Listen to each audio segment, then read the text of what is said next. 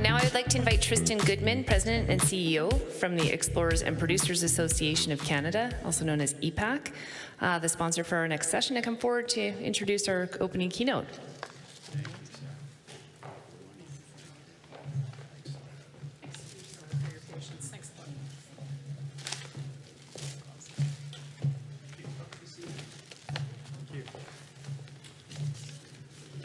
Good morning, everybody. My name is Tristan Goodman, and I have the privilege of introducing a fantastic forum and keynote that's coming up. So, you know, just a great opening for this. And just quickly, I mean, really, we represent the natural gas business, and it's certainly very much emerging here. The key, really, and the thing that I think sometimes people are forgetting here is the influence that actually exists within this room. Let's remember that actually when you travel the world, people ask about what's happening in northern BC. People want to know, how do I become involved? How do I move forward with the group that is in this beautiful city? So I think, just to be very quick, with a quick sort of acknowledgement as well, just that we are on the unceded and traditional territory of the Lheidli T'enneh, and it's my great privilege to welcome a very forward-thinking Chief Logan, as well as Councillor Gibbs. And I think I'm just gonna leave it at that, to say that we're really looking forward to hearing from them, and it's just so good to see everybody. So I have no other comments. Thanks very much for the time. Appreciate it.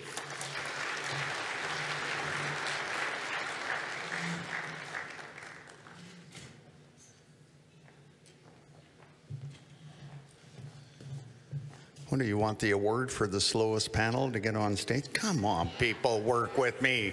Yes.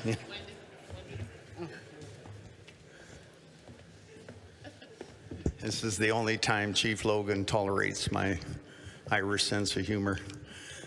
Please give it up for Chief Dolleen Logan and Councillor Wendy Jail. Other side. Other side.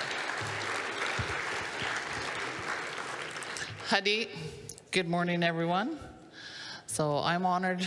Well, our thing is the LTN's Road to Reconciliation is paved with partnership.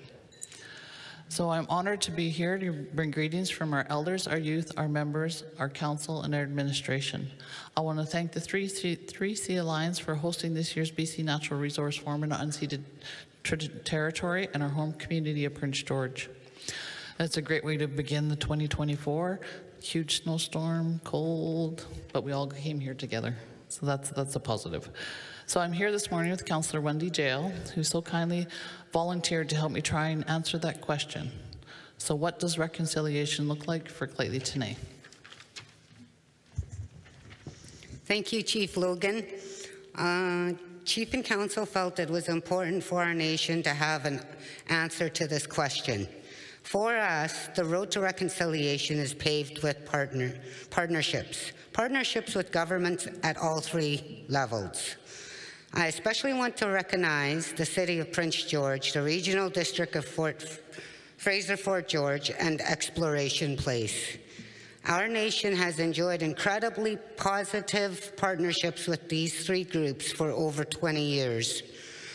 Partnerships with business and industry, partnerships with our neighbor and First Nations, and partnerships with groups and agencies in our home community of beautiful Prince George.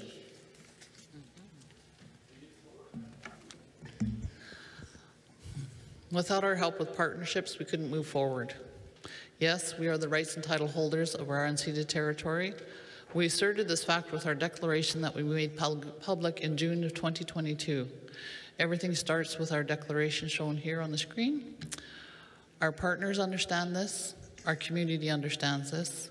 Some thought that our declaration might be a deterrent for projects and investments. Well, in fact, the opposite has happened. As you can see, we invited some of our partners here on stage here to demonstrate this. Chief Logan mentioned earlier that our nation can't move forward without help and support from our partners.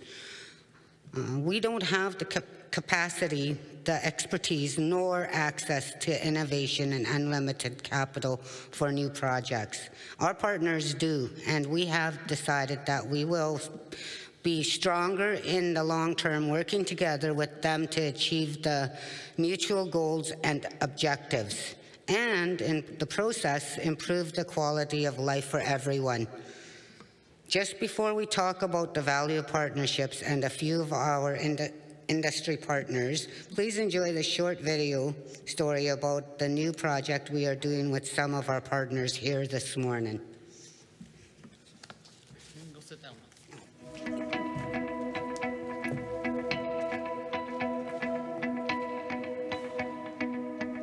Well, we're starting a slash to SAF project, which is we're going to be taking a slash and we're going to be making sustainable aviation fuel out of it. So that's what the SAF is. It's to reduce our carbon footprint, get involved in the green energy, and LTN Contracting is always looking to diversify and to really sustain our management of the force and really be involved in all of it. And this is just exciting news, not only for us, but for the nation and the community. It's another game changer and we're involved with it, and I think it's fantastic.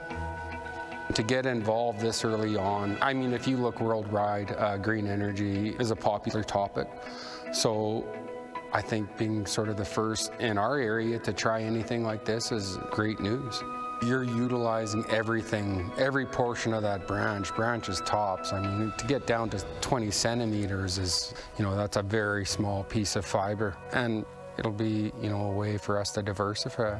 Right from down to the stump all the way up, because there's so much more of that tree you're going to utilize. No different than if you're harvesting a moose and you're taking the heart and the liver and the rest of it, the tongue, all of it. It's every piece of it's going to be utilized.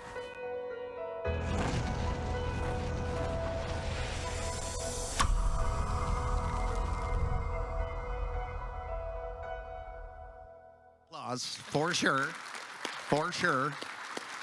sure. Yes. Oh, good.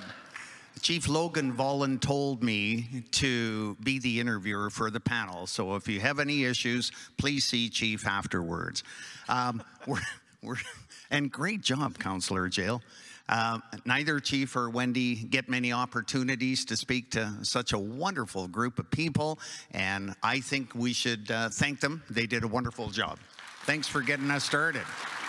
All right, we're all about on time and under budget here at BCNRF. So I want to introduce our industry partners for this panel. Immediately to my left is Runa Jessing, CEO of Arbios Biotech. In the middle, the good-looking one. Okay, they're all good-looking. Ross Lennox of Canfor. And on my outside left is Stephen Appleton, Canadian Director for Fortescue. So now, gents, you've heard from our leaders. Let's hear from you. Ross,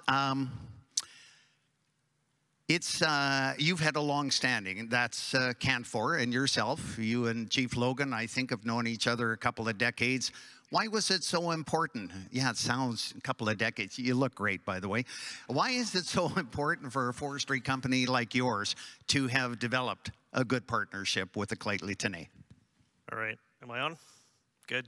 Well, thanks for the question, Kevin, and thanks for all the nice compliments. I don't think that's in the script, but very spontaneous of you. And I don't think it'll be a news flash for folks in the room that, from the perspective of Canfor in our organization, we have a very significant footprint. In the Prince George region, we have a couple of solid wood manufacturing facilities. We have our Canfor pulp operations. We have a nursery, our Canfor administration center, and as well pretty extensive woodlands operations across an area that has significant connections to the Lheidli T'enneh traditional territory. So this is this relationship. You talked a little bit about 20 years, Kev. Like it's been a little bit longer than that. So it's 20 plus years ago as an organization, we realized that in order to be successful in the Prince George region, having a collaborative, meaningful partnership with Lheidli was really important. And it's been like any relationship, any long-term relationship, where there's been a lot of good years. There's been some challenging years and some challenging conversations. There's been a little bit of fun along the way, but we're in a place where you know, it's a mutually beneficial partnership. And as we've gone through that process, I mean, let's face it, we didn't we didn't know much about 9,000 years of Lheidli history on the land base, and Lheidli, you know, wasn't experienced in being a global wood products manufacturer. So, you know, again, there's been a lot of conversation, a lot of time that the parties have put into this relationship, and we feel really, really positive about it. And what I would say, and we heard a little bit about this from the Premier last night. No surprise, there are some significant headwinds that are facing the forest industry in BC, and the impacts in Prince George have been particularly acute over the last year and a bit. And when we reflect, like, it's times like these where the partnership working together is most important, and we're looking forward to continuing that with Lheidli. Great, thanks very much, Ross. Runa, your project, Arbios Biotech, is, you know, a couple of years old now, and in effect, you're just getting going. I know your plant is under construction, just a short distance from where we are this morning. But given that you're still a fairly new project to Prince George, Central BC, and Lheidli territory, why was it so important for your company, Arbios, to start off in a right way with Lheidli today? So thanks, Kevin. So to give us some basic context, our company is owned by two companies, Lysella from Australia and Canfor. And it's through Canfor that we knew of how they had progressed on their partnership with the Lheidli. That's how we learned the importance of that, and essentially an approach that Ross just outlined. As a company with sustainability at its core, we take the principle of free, prior, and informed consent seriously, and that's why we didn't have a problem with the declaration in 2022. We actually understood it very well. We approached the Lheidli about a project long before we actually made a financial decision to proceed. So the nation has actually been involved in this project from day one. And working in partnership completely aligns with our sustainability objectives as a company. The facility in Prince George will convert underutilized forest resources, or forest residues, into renewable biofuels with a low carbon footprint. So in essence, we're taking low-value forest residues to produce a product that will reduce, or can at least reduce, transportation emissions. When we first approached the Lheidli, we really hoped that we'd be a good fit for a partnership with the nation. And I'm pleased to say the nation saw our vision and has trusted us to proceed with a project in the middle of their territory. Our partnership has been underscored by asking the Lheidli elders to provide a decal name for our plant. They responded with Chantahana, which means the forest lives, a very appropriate name. This name was unveiled at our groundbreaking ceremonies in August 2022, and the partnership has strengthened and grown ever since. Great, thanks, Runa. Stephen, the Fortescue Green Hydrogen and Green Ammonia project that your company is proposing, called Project Coyote, is one of the newest major projects announced for Prince George and Lheidli territory. Describe, please, the partnership that your company's been developing with Lheidli over the last few years. Well, thanks, Kevin. Can you hear me all right? Yep, okay. This is a very interesting story because it has both a corporate but also a personal element to it. And by the way, did anyone notice my socks? Because there we go.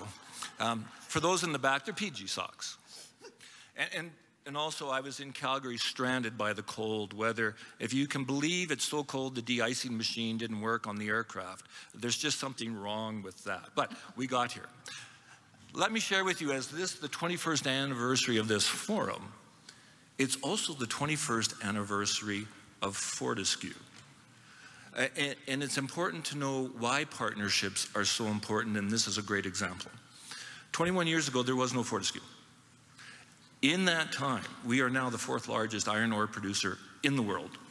We have issued, in 11 years, $6 billion in contracts to Indigenous communities in Western Australia. We have a market cap of $50 billion, employing thousands of people. This is what strong partnerships can deliver in a short period of time. If we talk about bold leadership, this is a bold company.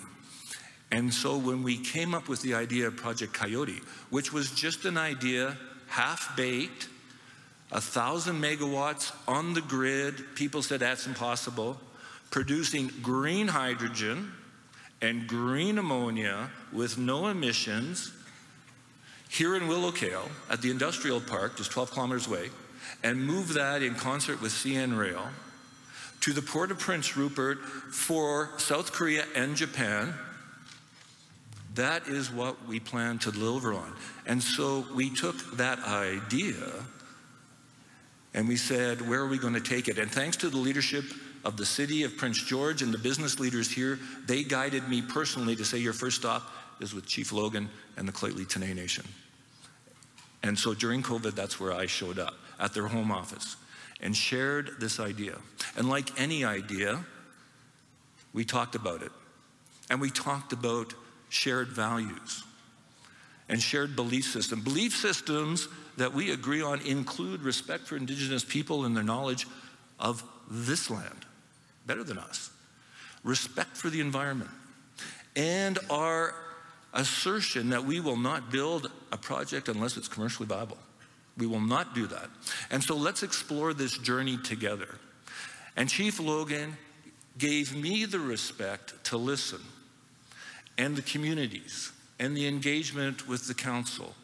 And then that manifested itself in October of 2021, all during COVID, with the signing of an MOU that embodied our beliefs and our values. And also the assertion that we will not build a project anywhere where a community does not welcome us, because communities is so important to us. And that MOU that we still have in place is now the pathway for us with regards to our negotiating on an impact benefit agreement. Not even 2 years later, our executive chairman, Dr. Andrew Forrest, came to Prince George, unprecedented that he in his global endeavors would come with the deliberate intent to meet Chief Logan. And they had a great meeting. And for those of us who were privileged enough to be part of that meeting, it was a spectacle to see just how the two connected.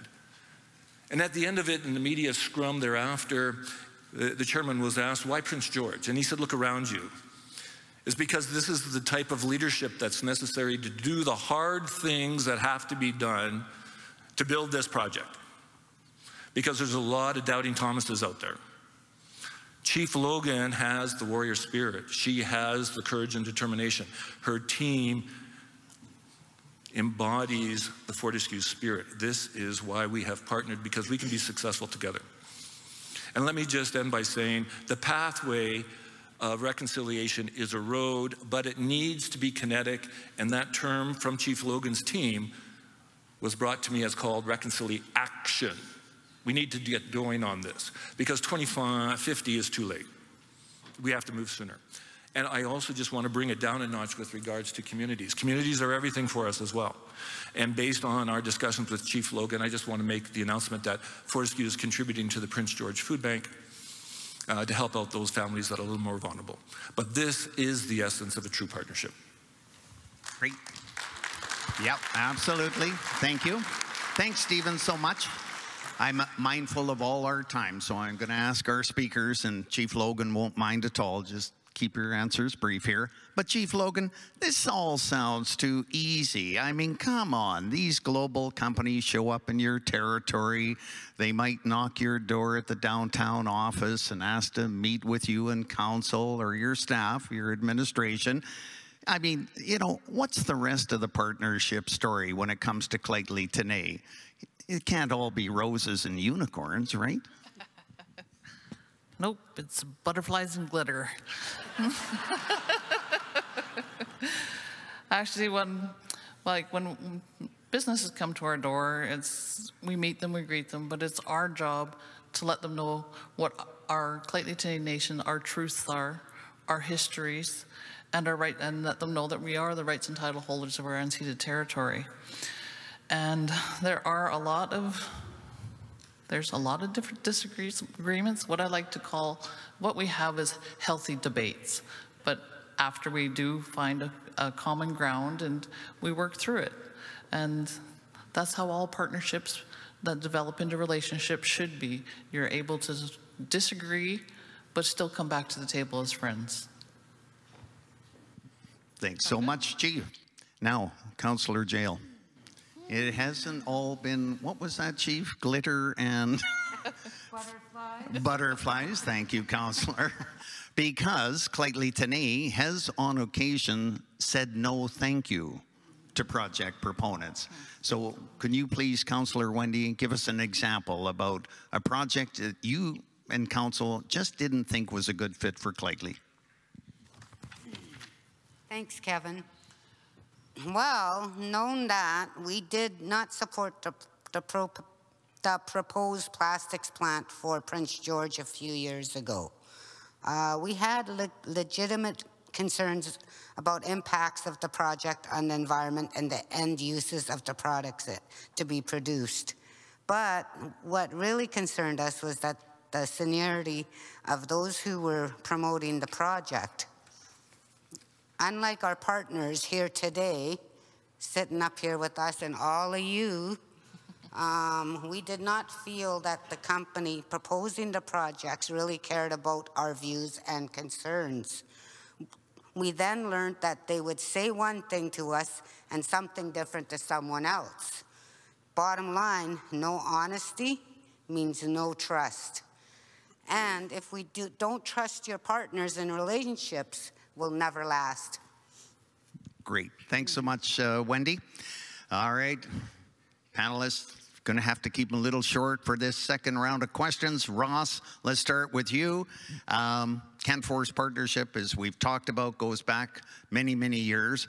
But I think our audience would like to hear about a takeaway that you and Canfor, excuse my voice, and Lheidli T'enneh, a game changer kind of decision, in my view, on Canfor's part to accommodate one of the key Lheidli priorities. Can you tell us about that, please? For sure, Kev. So there's quite a few examples that I could draw on, but there's one in particular that I think is the best example, and that really relates to the recent awarding of the Lheidli First Nations woodland license. And so for many years, through our partnership with Lheidli, the nation has had an aspiration to be a major tenure holder in their traditional territory. And with the 2021 Minister's apportionment decision, we believe that there was an opportunity collectively as partners to explore advancing that opportunity.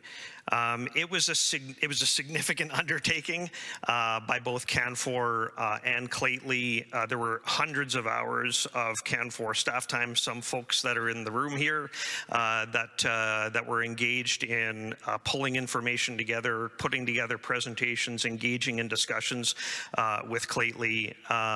And the selection of areas also came from some of Canfor's most accessible operating area. So it was a ton of work.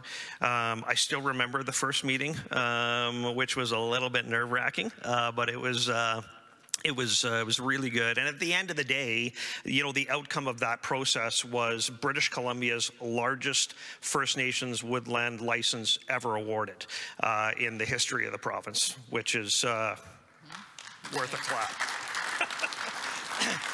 Which is just, it's a terrific accomplishment, and it's something that we're certainly proud to have played a role in helping Lheidli accomplish. So there's that, and then building on top of that is how the woodland license is managed, how activities are happening by Canfor on First Nations or on Lheidli's territory more broadly. We heard loud and clear from Chief Logan that she was interested and wanted more moose within the traditional territory, while at the same time advancing sustainable forest management as a part of that picture. So the stewardship committee, which has been a team effort from CAN4 and Lheidli, has spent a lot of time looking at management practices for moose, for elk, for other wildlife, for water, for fish, for sustainable forest management, to craft something that ultimately both parties can be proud of in deploying on the land base. So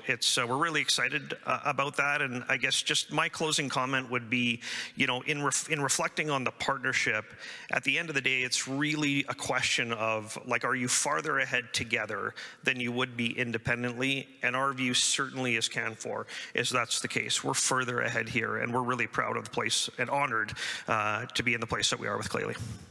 Thanks so much, Ross. Didn't we promise you get all resources? Trees, moose, biofuels, hydrogen, you name it, we cover it all here. Runa, your project, as we've talked about, is just getting started. What has Arbios been thinking about in terms of priorities to sustain the relationship with Lheidli today in the long term? Thanks, Kevin. One of the characteristics of our partnership is that we have met as often as the Lheidli want to meet with us. We also have very regular discussions to ensure full transparency about everything we're doing, both at the project level and the company. This means that the nation's representatives and the community have access to everything they actually want to know about our project. In terms of initiatives, when we first started to discuss the project, it became obvious that the Lheidli had clear values and interests that would be important for us to protect. And we also knew it would be important to earn the nation's trust in us. That's why we decided to embark on a joint voluntary environmental due diligence process with the nation to examine and protect the nation's values and areas of interest. This is actually in addition to all the permits that are required to both get the facility up and running. This is not a small undertaking, but we felt it was important for us and our relationship, and demonstrates how we intend to work. It's now up to us jointly to ensure that these findings continue to be implemented and upheld. Working together also means working directly together on the project development, on the construction, and on the operations. As Kevin mentioned, our project is in the phase of getting started up. It's relatively modest, actually, in terms of local industrial standards here. But we are committed to finding ways for Lheidli companies and members to be directly involved in the operations and in the value chain. And as Chief Logan and Councillor Jail have pointed out, we can't do that alone. That's why the Lheidli-led projects like the Slash for SAF project we just saw the video of involve LTN contracting, Arbios, and CAN4, all pulling together as a team to make this innovation a commercial reality. And thank you also to CICE for contributing and helping fund that particular project. So to summarize, again, our project will be operational at the end of the summer, hopefully, towards the end of that at least. This is the first milestone of many to come. And as we grow, we intend to continue to work with the Lheidli on the long term to identify new and mutually beneficial opportunities. And I'm looking forward personally to the continuation. Great. Thanks, Runa. Stephen, I hate to do it to you, but I've got a longer-term question and a shorter time for you to answer. Give us a sense, please, from a Fortescue perspective, what this partnership's going to look like in a decade or so. Not that we know what the world's going to be like in a decade, but give us a sense of the longer term. Thanks, Kevin. Not always the toughest questions with a crystal ball in mind. To forecast for the future, here's where we see us being 10 years from now. A fully embedded partnership, shared responsibilities and roles, shared risks, but most importantly, shared benefits. We have already embarked together on the environmental permitting process. We have brought LTNE, the environmental arm, on with us to be successful in this endeavor. We started with consent, and 10 years from now, we will continue with informed consent because it'll be the foundation of a roadway, that subgrade, that subbase of honesty, integrity, transparency that will allow our relationship to prosper and mature for 10 years from now. That's where we'll be. Not bad for not having a crystal ball. Thanks so much, Stephen. Last word, of course, to Chief. If you don't give your Chief the last word, it's a career-limiting move. Chief Logan, what's your takeaways from you and your council's work in the last few years, and the industry partners you have their messages today? Well, not really my takeaway. What I hope your takeaway is. Hey, you're a sharing our chief. Declaration and honesty and respect and long-term businesses. Let you know that Lheidli is open for business, and I was hoping you would all help me give these lovely people who are actually voluntold and then graciously volunteered to be here today. So it's Ross from Canfor, Runa from RBS, Steve from Fortescue, Wendy Jail, Councillor, and Kevin Brown. So I hope you'll have a rest of your good day, and I see the clock has run out, so thank you. Thanks very much, Chief. Thanks.